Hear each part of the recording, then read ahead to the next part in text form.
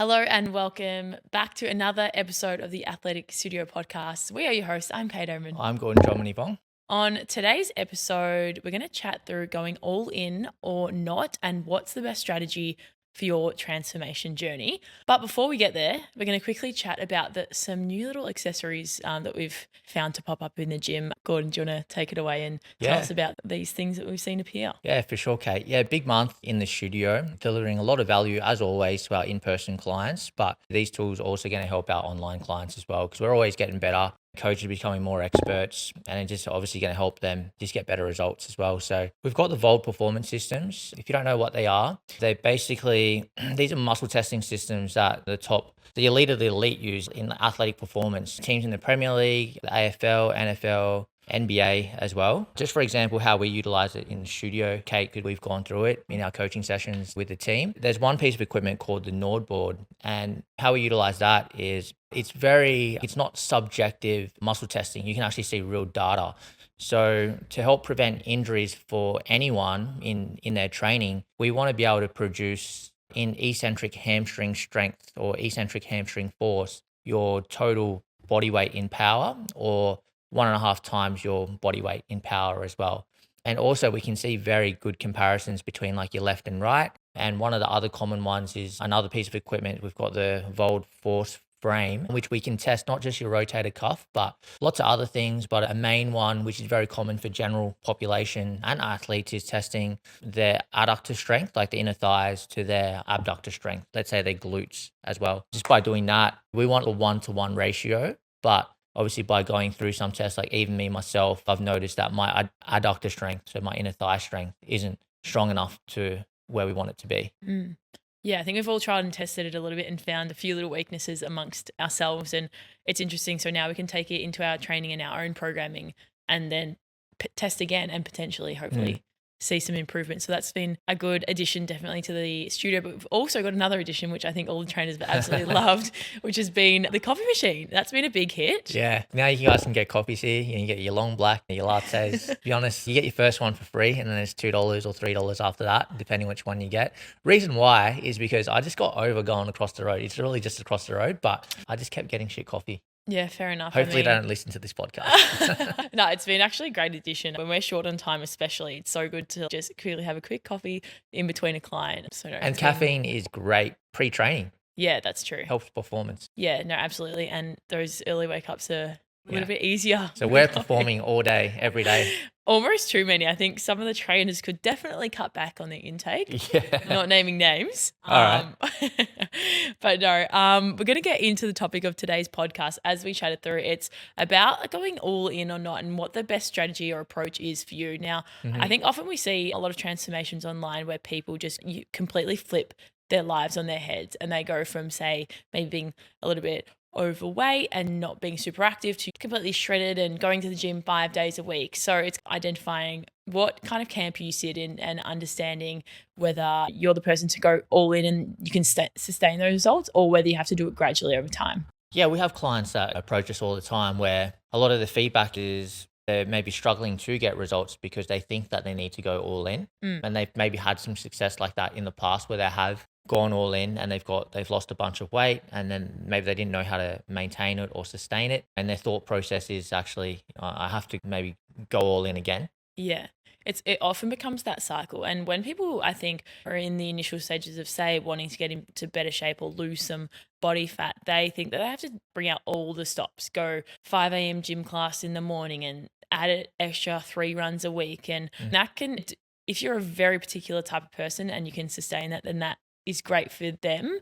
But for most cases, life happens, socializing happens, and then that approach suddenly doesn't work. And then we get exhausted. We feel like we're on that hamster wheel. We fall off it and then we get back on it. So as you spoke to, it definitely can be that yo-yoing. Yeah, because what's going to happen is when people, they grow up, they get older, they're more progressed in their career, they're going to have more responsibilities and their lifestyle is going to change. So things just need to become more efficient. And if you haven't had proper coaching, it's most likely you haven't been given the right expectations. So when people come in for consultations with us and I let them know, okay, for you to get to your goal, no, you actually don't need to train 5-6 times per week. You don't need to necessarily do 10,000 plus steps. Yes, can it be healthy? Yes, it is. But we're looking at, okay, what's going to be the most efficient way to get to your results within the given time frame. Yeah, and Mm. that will depend. We've got people that do it in 2 sessions per week and doing 7,000 steps. Other people will train four to 5 times per week. That's fine. And also going back to one of our episodes previously, coming back to the why, I think for people that go all in, they have a really strong why and they have that really strong pain point, and that's why they can often sustain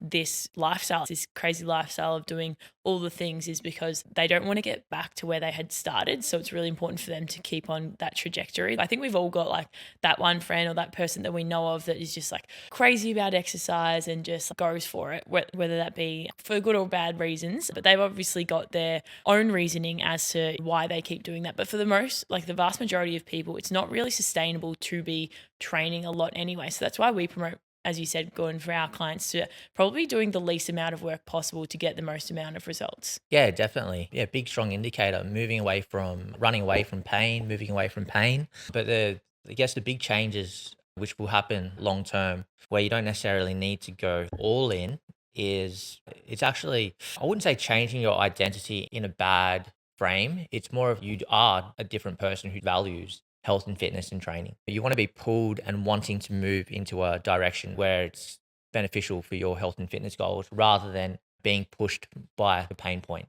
Yeah, no, that's true. And I think adding layers over time is really important to avoid that all in. So for instance, if you're someone that, as we spoke to, like maybe training once a week, you can potentially go to two. And then once you've mastered that, then add like the third session or add the 10,000 steps per day. Often all in means doing all of it at once. And that's why, yeah, we can definitely rebound and go. So Yeah. what advice would you give to someone who wants to go all in, who has like a really clear goal in mind? For instance, maybe losing like 10 kilos of body fat. What's your first or best approach to start that without them getting overwhelmed and falling off track? Yeah. So if you're coming from an all-in kind of mindset, the one thing, it may be surprising, may not be surprising to the audience that listens, is they have to actually let go of control. Because the reason why people decide to go all in, they will want to have everything managed throughout the whole week. Okay, I'm going to get in my 5 sessions on these particular days. I'm going to meal prep this. I'm going to do my nutrition.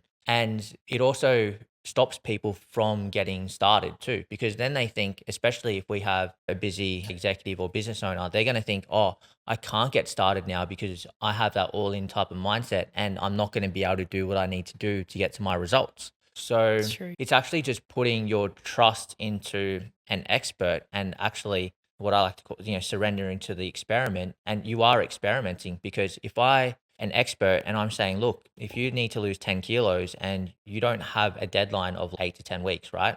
Because if you do have a deadline that's 8 to 10 weeks and you've got something like a goal like that, then yeah, we need to do something that's probably a little bit more strict. But if the deadline is 6 months, 7 months, 8 months, I'm telling you, you can do it in 3 to 4 sessions per week, no cardio, just steps, and 85-90% nutrition, and just more focusing on the habits. As you said, slowly adding layers over time. Yeah, definitely that identity shift I think is really important, to recognizing, okay, I don't have to do everything at once, one thing at a time. So adding the layers, exactly right, would definitely give that. And what that's going to help with as well is once you start experimenting with a more efficient and more flexible approach, you'll start to see, oh shit, I am actually getting results with less training. And then they're going to enjoy the other areas of life even more as well. Oh, I can get away with more food. I can probably have more social events. Yeah. So then you'll start to see the benefits of it. Definitely. I think people definitely underestimate just the power of just a few good habits a day or a week, rather than going all in. Like those few sessions will compound and then it'll become just the lifestyle and like your second nature. And as you spoke to, like that identity will start to shift. You go on holidays and you probably still stay active, and it just compounds, which is, I think, really important. And that will give long-term sustainable results. Yeah. And most people will have that one massive rock, that 20% problem you just need to solve. That's going to help everything. Can So you give an example of that? yeah, for someone, it could be sleep. They're just going to bed 1, 2 a.m. and that screws with everything. And then you might find another person, it could be snacking at night, not making time to get in your training sessions. Yeah, it's true. It's like the really small things that probably matter. Whereas we're making big change to create an outcome where it's like you just need to address the really small things. The all in or not approach. I definitely used to be a all in type of person, but then you realize, okay, you have other responsibilities. Maybe you want to go out with friends and you can't maybe be as strict as you can or want or need to be as well. So there are also picking and choosing your times too. Yeah. Because if you get way out of shape and you can feel, oh shit, my energy levels are really low and it's really affecting my life, then it can help to actually, okay, maybe for the first 4 weeks, go all in. But have the expectation that after 4 weeks, after my kickstart, I'm going to go back to a little bit more flexibility. Yeah, definitely. I think trial and error. I think we've all done it. We've all been there at one point. We're like, starting Monday, we're doing 10,000 steps in my 5 sessions and eating broccoli and rice. But as we go, as you said, you learn from experiences and you can implement it and push and pull these kind of things throughout life. As we've learned, there's no right or wrong, but if you are this all-in type of person, in order to get a transformation, we'll lay out a bit of a framework. Where would you start? The framework, if it's for body composition changes, weight loss, fat loss, or muscle building, you want to stick to around half a kilo to a kilo per week to every 2 weeks, and then figure out how much you need to lose and then work out that time frame. It's more around what are you willing to sacrifice. If you are that all-in type of person, just know that, okay, you are going to sacrifice social events. You are going to sacrifice maybe watching TV late at night because you've got to be on top of your sleep. And obviously you're going to get to your results as well, but you want to have a game plan coming out of that too. That all-in type thing works for people who've got the time to do it. Yeah, that's true. Implementing all of the strategies, training, steps, meal prep, sleeping, recovery. It's relevant to the goal, right? You could even be an executive or a business owner who's competing in a fitness modeling competition. You're going all in. Like 100%. even with all your responsibilities with family and work, you're still going all in with your training and nutrition. Yeah, exactly. There's plenty of people that do that. Yeah, that's true. And they definitely have that really strong why. But yeah, as you spoke to, really important just to ensure that when you've got to that point, you've got a plan as to, all right, now I'm not all in, but how can I trickle myself out of this? It's not just like an on and off switch, hopefully. Hopefully, you just you can slowly reduce steps, slowly increase food. As we've spoken to in our prior episodes, it's like almost like a little reverse out. Yeah, just to keep some health. But if we were to talk about the opposite, so a not all in, could you talk through like a framework for this type of person, again, wanting a body composition transformation? Definitely. So you're not starting at 100 miles an hour. You're starting at 70 to 80%, let's say, intensity. So you're starting off with, let's say, 2 to 3 sessions per week, and generally maybe focusing on food sources rather than calorie counting or counting your macros. Yeah. But the key is actually tracking your progress and seeing how much you can get away with. So we do this a lot with clients as well, is that we'll start them on a nutrition, and if they're losing weight, we're adding food. Yeah. If they're doing X amount of like reps and sets per week, we're seeing if they can get away with training less, if that's what they want. Because there are also some people that want to actually train 4 to 5 times per week as well, just because that's their habit, and they'll probably not get good results or feel bad about themselves if they don't train 4 to 5 times per week. For someone like that, it's okay.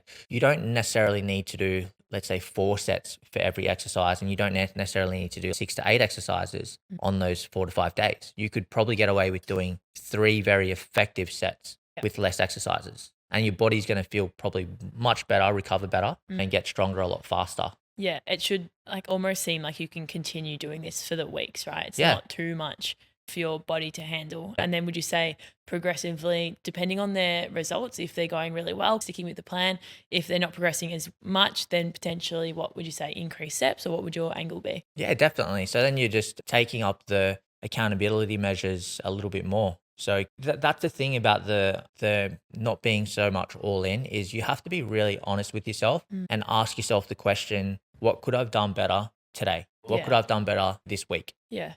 Generally, people are going to know. If you're listening to this podcast, you're someone who's probably honest with themselves, you're going to know. And then you just fix that problem. Yeah, exactly. I think reflection is actually a really big thing. I loved using just like a tracker for my week, being like, did I hit my steps Monday? Did I hit my food? Just like actually being aware of what you're doing is super important. So yeah, as you said, just, all right, I didn't hit my steps 4 out of 5 days, and make sure I'm going to hit 5 out of 5. Yeah. Slow, gradual increase of things. What about you, Kate? Any final pieces of advice for the all in Not so much all in. I know you've got a preference to an approach. Yeah, definitely. You guys would probably know by now my preference is not all All in. of her clients are like, if you don't drop a kilo, you're gone. Oh my God, no. I think health is so important. I think mindset as well. So that's why I love the gradual approach of just adding layers, because I know that from experience from myself, that's where it's most sustainable.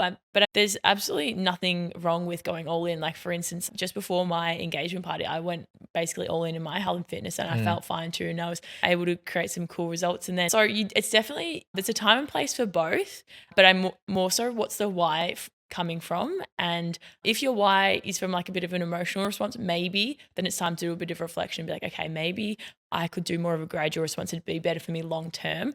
But yeah, so there's no one answer to that question, but being aware and learning as you go is really important. Yeah. Ask questions. 100%. Get Ask educated. questions. Get some guidance, get educated, Yeah. and get into a position where you just love training and you love health and fitness, and exactly. you'll be fine. It's a good place to be, and then you want to turn up for yourself. Yeah, cool. Awesome. Thank you guys so much for listening to this episode. Remember to follow the podcast here on either Spotify or Apple. Is it Apple Podcast? Yeah, we're everywhere. Wherever you listen to the pod, and follow us over on Instagram. We'll see you in our next episode. Thanks, guys. If you found this episode useful, it would mean the world to us if you shared, rated, and liked this podcast. It's how we keep it alive. Also, be sure to follow us on Instagram at Athletics Studio. We would love to connect with you and see how your fitness and health improves with this newfound knowledge. Until next time.